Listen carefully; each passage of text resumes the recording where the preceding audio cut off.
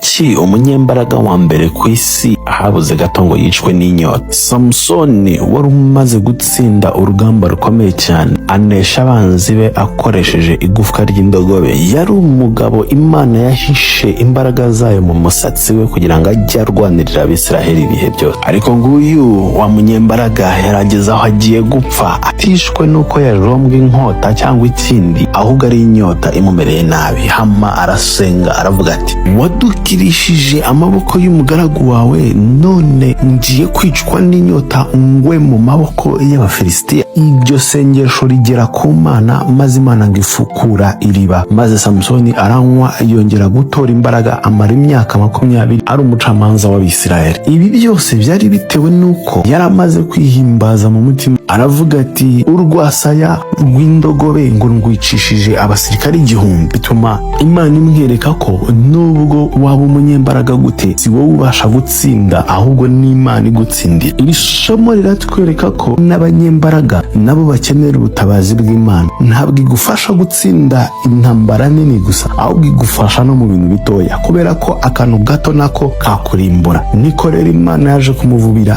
iriba kugira ngo yongere guhemburwa. Ariko iyo Imana itahaba, iyo nawe adaca bugufi mu mutima ngo asenge, yari buhasiga ubuzima. Rero mwene data, iri somo rirakubwira ngo muri situasiyo yose waba urimo, ntukihimbaze intsinzi yawe, kuko intsinzi yose ituruka ku Mana. Kandi uko waba uhagaze kose, uzibuke gusenga, kuko isengesho ribasha kumenagura urutare. Imana iguha umugisha. Hama ukande follow kuri Voice of the Altar, komeze kujya tubana mu rubwiru bwa Bibiliya.